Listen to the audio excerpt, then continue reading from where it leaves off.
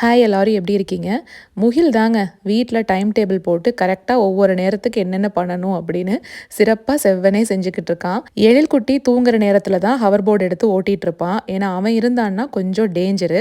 அவன் கண்ல படாம தான் வச்சிருப்போம். ஒரு 10, 15 ரவுண்டு போயிட்டு அதுக்கப்புறம் போர் அடிச்சிரும் கொண்டு போய் வச்சுட்டு வந்துருவான். இந்த டீ தூள் அன்னைக்கு நான் ஷார்ட்ஸ்ல காமிச்சு கேட்டிருந்தப்போ நிறைய பேர் சொல்லியிருந்தீங்க. ரொம்பவே நல்லா இருக்கும். ட்ரை பண்ணி பாருங்க. என்ன ஒண்ணே ஒண்ணு ரொம்ப நேரம் கொதிக்க வச்சிடாதீங்க. கசக்கிற மாதிரி வந்துரும்னு சொன்னீங்க. இந்த ரெட் கலர் டப்பா வந்து ஸ்பைஸ்டு டீ.